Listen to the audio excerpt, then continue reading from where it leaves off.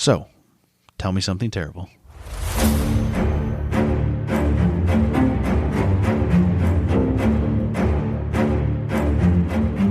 That seems particularly sour. It's more sour than whiskey. Yeah. Are we recording right now? Oh, yeah, we just started. Welcome. Okay. This is where you do the introduction. You say your name and then the podcast. Okay. Hi, I'm Tiffany. Hello, I'm Scott. And you're listening to something. Oh, you're listening to Tell Me Something Terrible. Did my voice throw you off that much? Yes. Good. Serenading. Also, my beard touched the microphone while I did that. It was a little weird for both of us. Me and the microphone. Oh, it wasn't you and the beard? Your beard was fine with it? No, I'm one with the beard. I see. That explains a lot. What's your terrible topic? So today we are going to talk about the terrible and... You don't have to read it to me. Just give me a... Just... No, I have to. No. My brain. 2 words. What's the topic? Karen Silkwood. Never heard of her. You have. Don't tell me what I don't know. No, I know. I was the one that told you. Tried to tell you. Failed miserably. Okay. So this is going to repair that damage. If I don't listen this time, I can listen next time? A third time? Yes. It's on audio. Are you excited for when our daughter grows up and can listen to all these? Yeah, right. The world's going to end before that happens. Well, yeah, but they're also going to be saved on the internet forever. Or on this computer. Yeah, but if the world ends, then the grid will go down. Okay, but just assuming some baseline. Anyway. You're clearly way more optimistic about the future than I am. This is a fact, actually. But, all right, tell me about Karen Silkwood. Yes. This is the first topic that I've covered that I know other podcasts have covered. There's 300,000 podcasts as of a year ago, so there's probably 1 million now. That's going to happen. One that we both listen to. One that I've made you listen to. Okay. Okay. So I might remember. You haven't. I don't think you've made it this far. I've also only listened to 2 podcasts in the last year or so. Oh, we got to change that. I mean, 2, multiple episodes of 2 different podcasts. Yes. Okay. 3 if you include this one. Just because I have to when I edit it. I don't just listen when I'm driving to my self-talk. That would be narcissism or whatever. Yeah, a little sociopathic. I don't think it's sociopathic. No, there's other things about you that are sociopathic besides listening. Just read your stupid story. Wow. So I hope they thought that was you saying wow. Oh. I'm going to voice change that so it sounds just like her. Oh, good luck. I don't know how to do any of that. But yeah. I'm really quite put your audio editing to the test. I prefer junior audio engineer. Have you interrupted me enough? I haven't even started yet. Oh, yeah. Go ahead. Let's start. Thank you. Love you. Karen Silkwood. I'm not saying it this time. Okay. So remember when we were waiting in line for the Hulk ride at the Universal Studios and I very poorly described to you the case behind the Silkwood showers? Yeah. I remember because we couldn't have our phones because you had to put them in a locker because the Hulk ride goes upside down. Yes. And there's signs that say lab technicians only, and you dared me to go through them because I'm technically a lab technician, even though they were just props. Why you got to steal all my jokes, man? Oh, sorry. Oh. Proceed. It's almost like we're the same person. We've spent too much time together alone this last year. Sorry, my jokes aren't scripted, homie. Oh. Ow! It's because I have anxiety. Okay, read your scripted jokes. Thank you. No, they're just more like little Wait, was that a parentheses. Hulk impression? No. Was that okay, sorry. No, I put in little parentheses like side notes, and then I usually stumble my way through them because I'm not as funny and my timing is poor. Do you write little ha-has next to them? No LOLs or ha-has, just question marks. If Nobody you really want to know. Nobody can see my shoulders moving when I said that. Just really embodying Alexa over here. Alexa? Alexis. Wow. I know. All right, we're going to rewatch Schitt's Creek after this. Yes, it's our favorite show, I swear. So anyway, this is going to be an opportunity to fix my poor telling of that story. So since that's all I do is tell you really terrible things. So Yeah, and then we decided to make it a podcast. Yep. And here we are. yes, in case you really needed our backstory. But if you made it to episode 6 without the backstory, good on ya. Is that a Midwestern thing? No, I think that's Where's good on ya from? Australia. Oh. Don't. No. You better watch out for your foreign accents. They get explicit. It's fine. So on November 13th, 1974, Karen Silkwood, a lab technician, was headed to a meeting with a New York Times reporter named David Burnham with a file full of evidence to support... Silkwood Burnham. Yes. Okay. I just keeping everyone straight here. The name doesn't really matter. I just found it and was like, ooh, information. Ooh. So with a file full of evidence to support her claims that her employers, Kerr McGee, or McGee? McGee. It's definitely McGee. Okay. McGee's not a thing. Was blatantly putting employees at the plutonium plant in Crescent, Oklahoma at risk of exposure due to poor quality control and lax safety procedures. We're just jumping like straight in here, huh? Yep. Okay. She works at a plutonium place, something in McGee. Kerr McGee is the owners of a plutonium manufacturer in Crescent, Oklahoma. Okay. Need more wine? No, I needed more bullet points. Okay. Okay. So she never made it to that meeting. Her car hit a concrete culvert wall, killing her. After she swerved off the road, the folder full of evidence was never found. There was alcohol and quaaludes found in her system, and so it was concluded that she fell asleep at the wheel. Within minutes, the tow truck that was sent out to the scene of the accident was called back, and the Kerr McGee employees arrived on scene with a state trooper. Super sus, right? Yeah, minorly. I mean, to be fair, they also had to, test for contamination. Oh, because she just drove off, yeah. Because she was contaminated. With plutonium. Yeah. I just am having all these Homer Simpson, visions of, leaving, his job, the nuclear power. Yeah. She legit did that. That was her job. Nice. Yes. They made rods of plutonium in this factory. This, plant. Not factory. It's not a factory. And that's why she was on Quaaludes. Probably. How do you... Never mind, I don't want to know how to spell Quaaludes. Anyway. There's 2 A's, in case you care. Where? In the beginning. Quaa. Oh. Not that far in the beginning. No. The front half of the word. That's fine. Proceed. So what's even more sus is that according to the police report, there were skid marks at the scene and a dent in her rear bumper. Road? Mm-hmm. Okay. Even though she fell asleep. I didn't know she shit her pants. Sorry. Dad jokes. Woo. So there were skid marks on the road There you go. at the scene Deets. of the accident, and a dent in her rear bumper with different color paint chips than her car. So she's run off the road. Allegedly. Potentially. Suspectedly. Yeah. Suspectedly? Potentially. Suspiciously. That's what I was looking for. Nailed it. Yes. Proceed. It was speculated that someone pushed her off the road.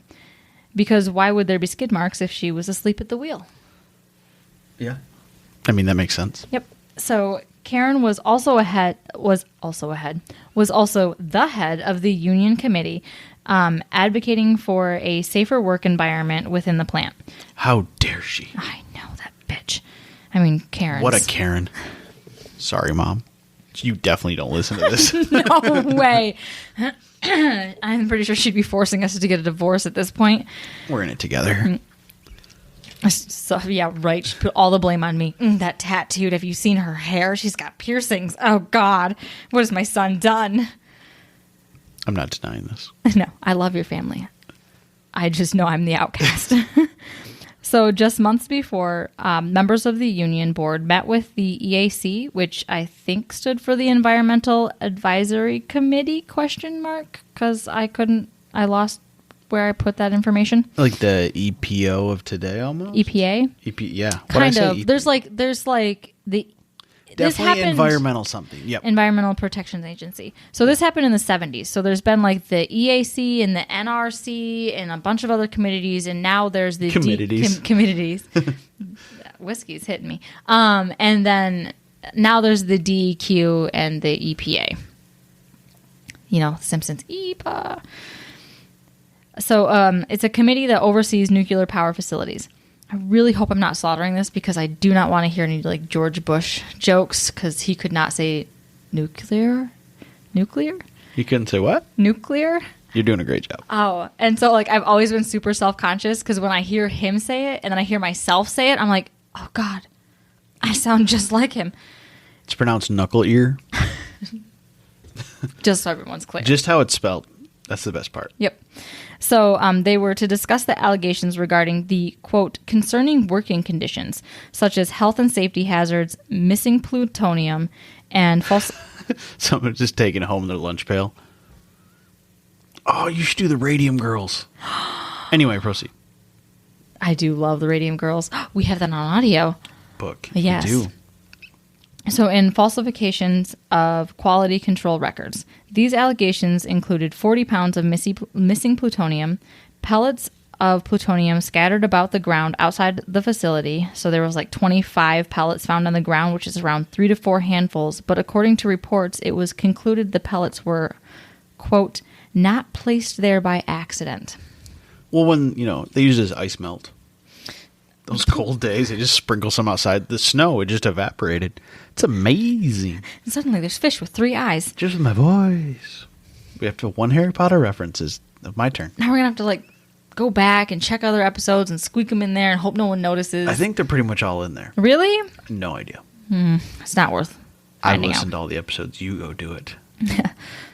Someone else tell us if we have Harry Potter. Just someone keep a tallying run of all the Harry Potter references. That'd be great. Thanks. So, thanks. And they also were accused of touching up quality control photos of the rods that they were producing with a felt tip marker. Well, who hasn't touched up a picture of their rod? Oh, I mean felt tip. Yeah. Okay. Go ahead. Mm-hmm. Are these Polaroids? How do you touch up a photo? It's the 70s. Yeah. With a felt tip marker? That's what they are. I read. They're drawing little safety hats because they're not wearing them. Like stick figure guys in lab coats. Oh yeah, we definitely did this by the book. No, it's the quality control. Quality QC control Pictures, photos though, yeah. of just the rods themselves in manufacturing. You know how you run Yeah. QC tests on your lab. Doesn't matter. So this could lead I don't to touch it up with a Sharpie though. no. So this could lead to catastrophic nuclear events. The workers were also in the middle of negotiations to break the old union and create a new one that protected workers better. So this folder that was in her car, a couple of documents were found and returned to Karen's boyfriend. Dramatic page turn. But not nearly the amount that was allegedly on her person. That was said to contain phone tape conversations, photographs, and other evidence to support Karen's claims that Kerr-McGee was acting negligently. And Karen herself was also walking proof because she was contaminated. Big yawns? Oh, No. good job. No, that was a dramatic pause. Not a yawn that almost dislocated my jaw. You can tell we have a child. So 9 days earlier, on November 5th, 1974, Karen started her shift working in a lab directly with the plutonium.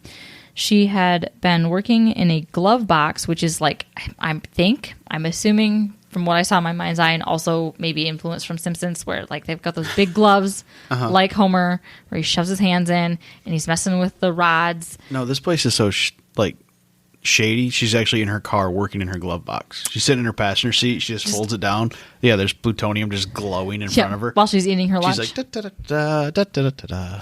So they call it a glove box. So it's in the metallography lab where she was grinding and polishing plutonium pellets that would be used to make the fuel rods. So at 6:30 p.m., Karen checked herself for contamination on a detector mounted to the glove box she was working in. And I have no idea what any of these measurements, they had ridiculous. Geiger counter measurements. Oh, yeah. In the tens of thousands. And there was 90,000 this unit and 120 this unit. You get to 1 million, your girl with second head. Clearly. Yeah. Or organs start melting on the inside. So we're just going to stick with the basics. Can you imagine if organs melted on the outside? Way worse. Yes. Just bulging through your skin and just You're just walking home and your stomach falls out behind you. Ugh. So the detector read that she had some really high levels of contamination, mostly on her right sleeve and shoulder of her coveralls, and they read somewhere that it was on her hands as well, which means it had to have come from the insides of the gloves that she was using.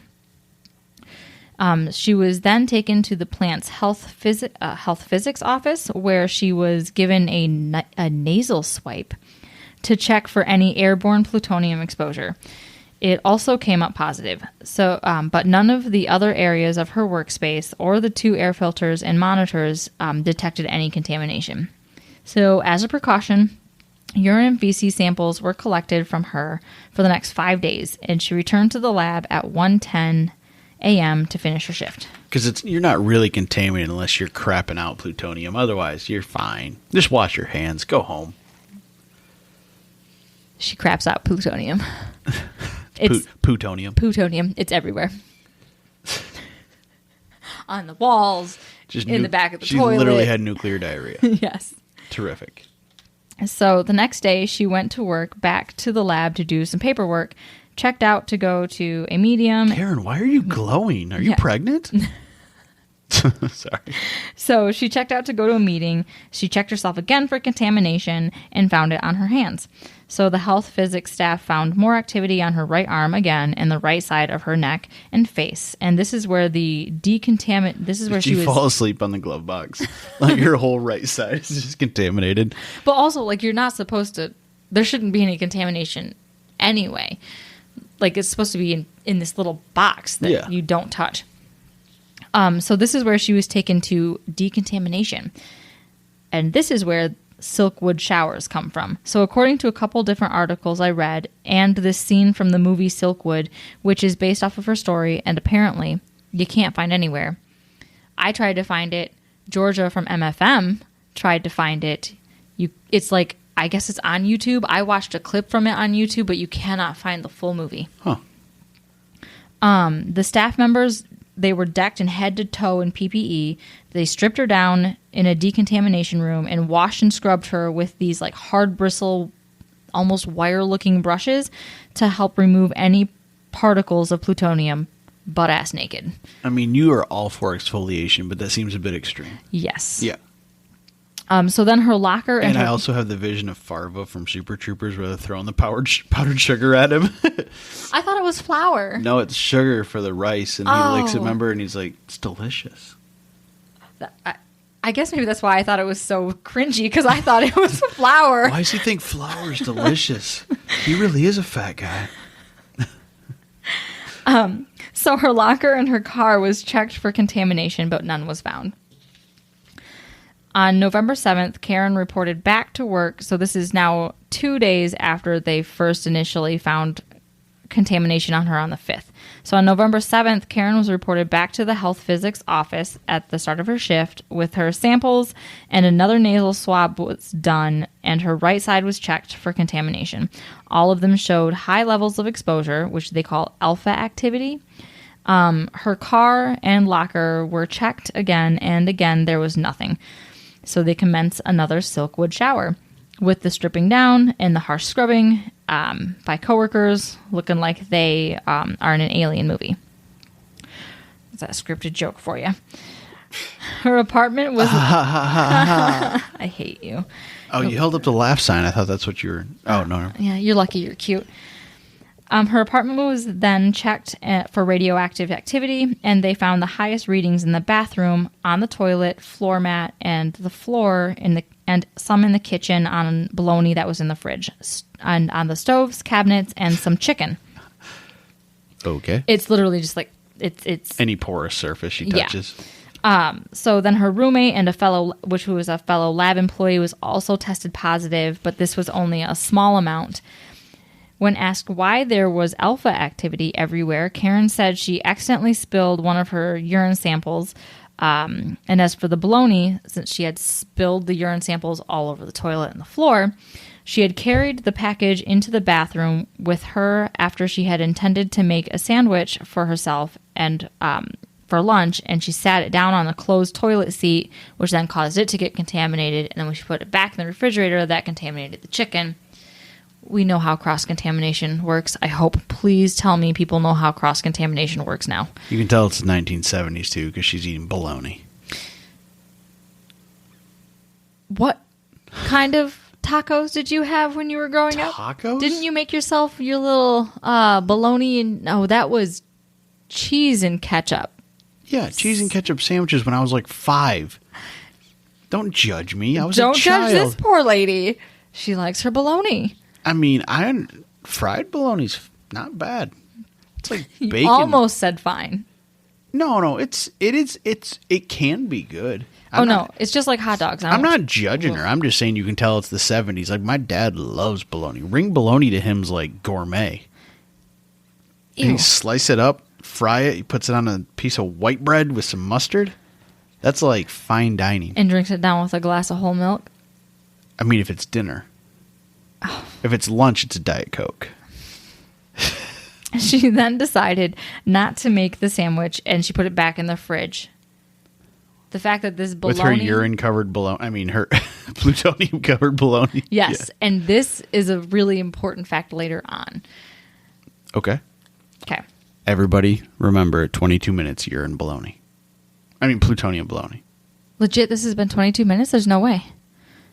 Okay, I'm not lying to you. I can read. Oh, my gosh. I mean, after editing, I gotta it might speed be this less. up, bro. Yeah, hurry up, Nance. So, after her accident... People got to go to work and stuff. Let's do this.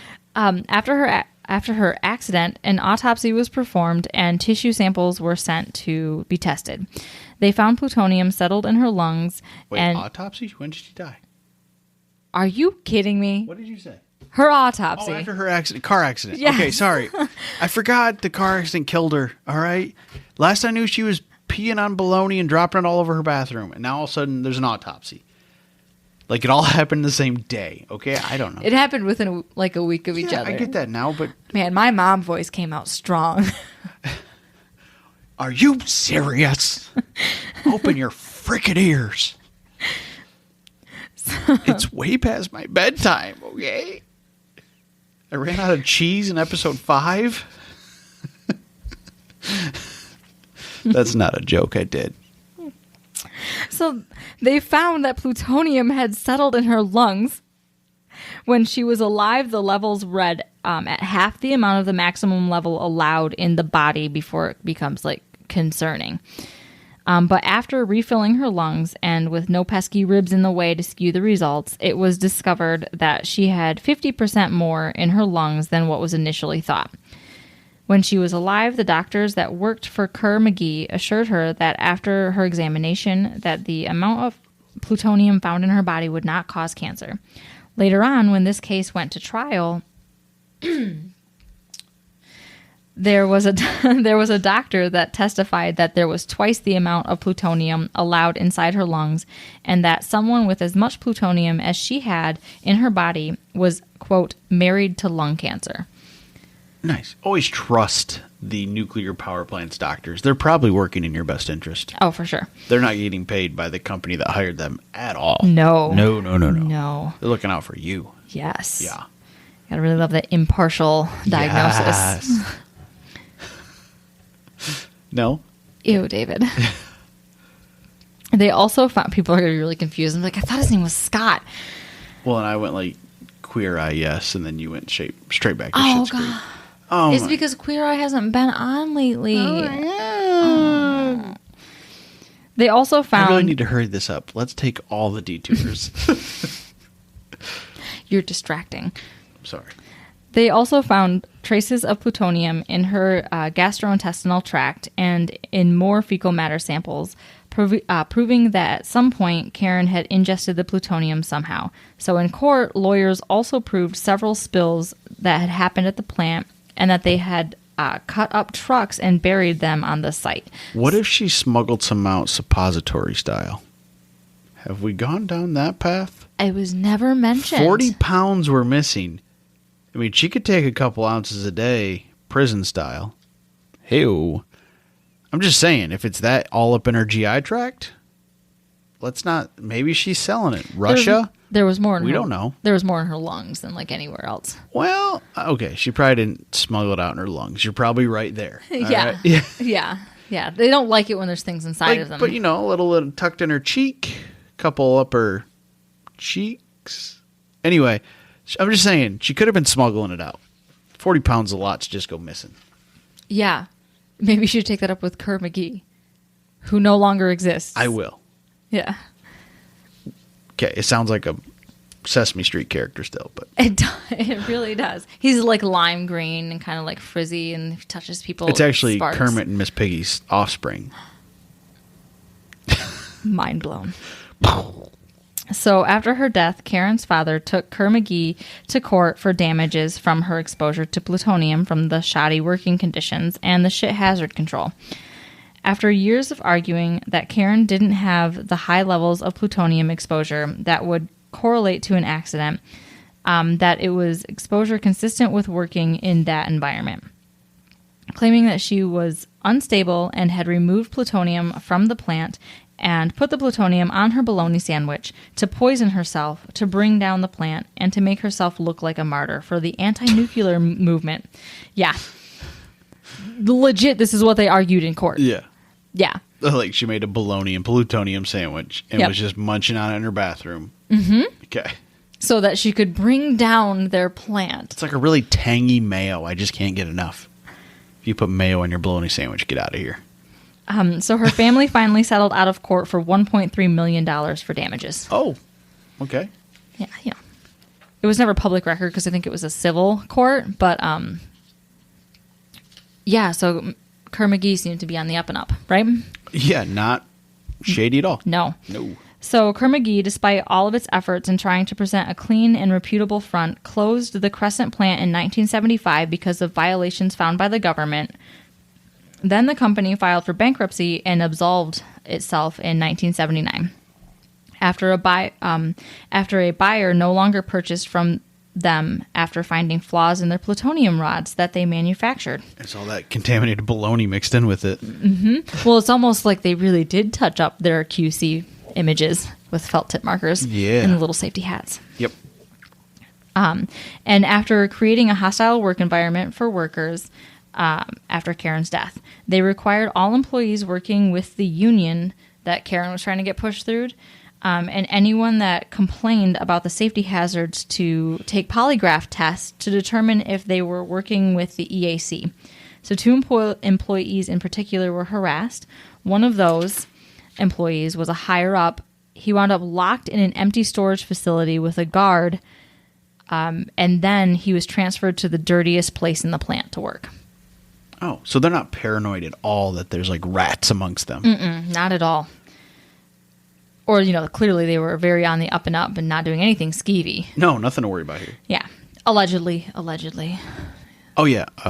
This is all hearsay. Hearsay? And wild speculation.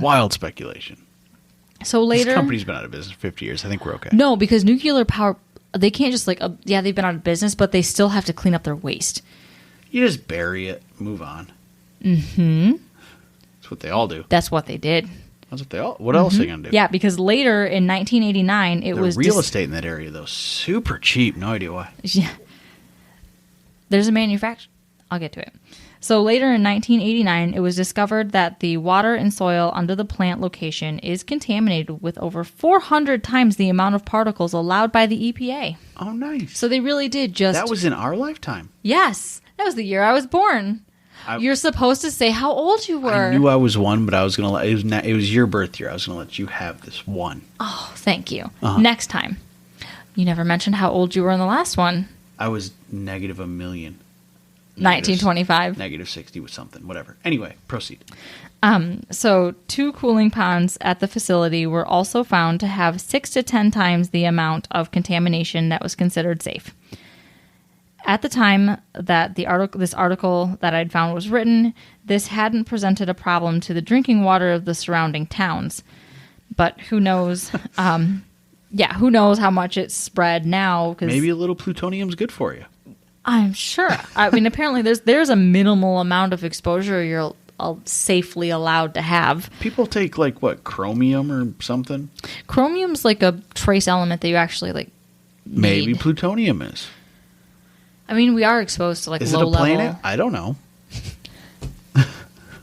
That was bad. Thank you. You really knocked that out of the park, or solar system, whatever you want to. I saw that, yeah. It's too soon.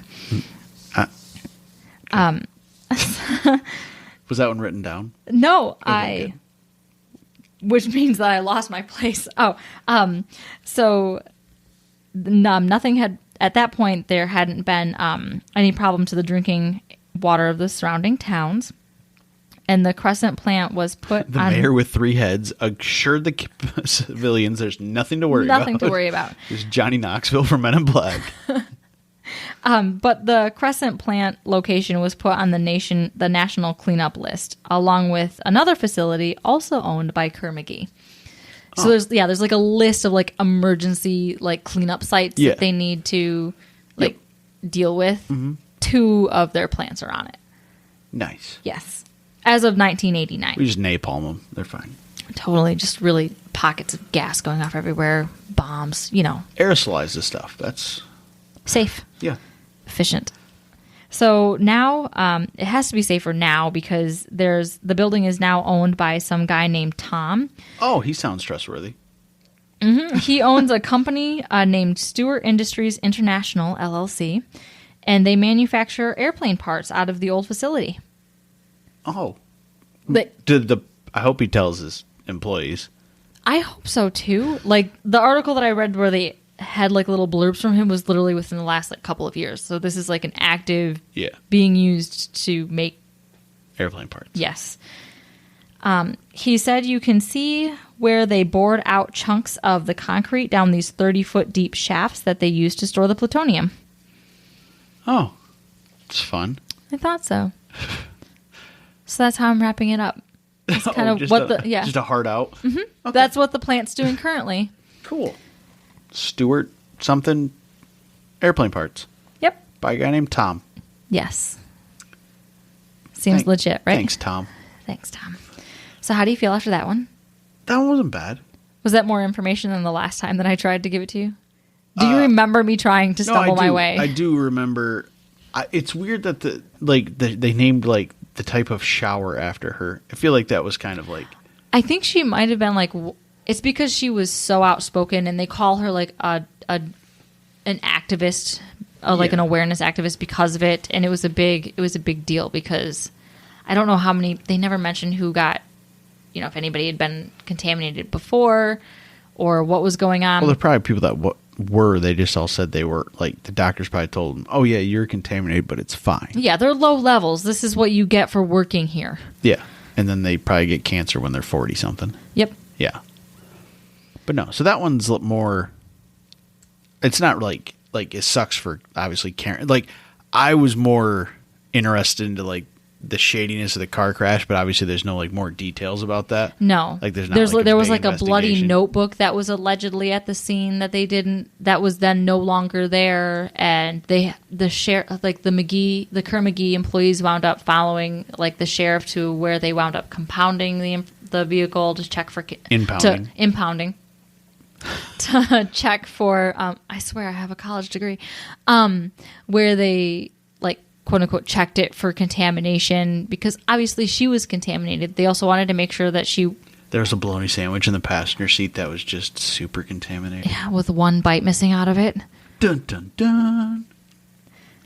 But no, that was good. Backstory to the story you tried to tell me once. Yes. While drunk. At Universal Studio. Yep. Yep. With no form of like technology. Yes. Just out of your brain. But clearly a poor. It's a dangerous place. Well, it is. It really is.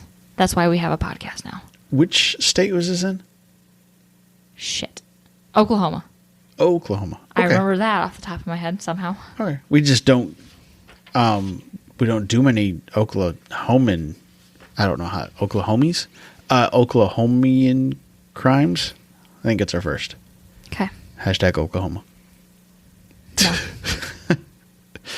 All right. Well, if you made it this many minutes in, congrats. Yep. Congratulations. I'm supposed to say bye. No, you don't have to. Sources. Sources. Yeah, if you do have sources. So I don't have to edit them back in later. Make my life easy. Yes. So I found a couple of Times articles. There was one article from 2014 and one from 1979, a History.com article, a KTUL news station, which is out of Oklahoma, PBS.org, and an article from the Los Alamos Science. Your Spanish is on point. I can't believe I passed Spanish. I passed. I passed. Barely. Is that a... I didn't even pass English. Can you believe I majored in it? For a while. I was offered a scholarship. Anyway, I'm going to shout out social media. Okay, go for it. Okay, we have Facebook. Tell Me Something Terrible. Search it on Facebook. Don't search it in your status bar, which I've occasionally started typing things in there. And then I'm like, this is not where you put this. No. And Twitter is at TMSTpod. Yes. You can follow us. You could become our 7th follower. I don't know. It's On something Twitter? like that. Yeah, it's a low number. That's your baby. It's nobody's baby. It's like a fetus still. It wishes it was a baby, but it's still very much not. But we do post a lot of stuff there. Pictures, podcast stuff. And we're fairly reachable if you wanted to reach us. Like if you comment, we're going to read it. Yeah, we do have a Gmail too. Yeah, but social media is better. Okay. Nobody emails. Some people email. Nobody emails. Anyway, thanks for listening. Thanks. Bye. Bye. Thanks for listening to our terrible podcast. You can find us on Apple Podcasts, Spotify, and Google Podcasts, or wherever you like to listen. Feel free to follow us on Twitter at TMSTpod. And if you'd like to support the show, you can find us on Patreon at Tell Me Something Terrible.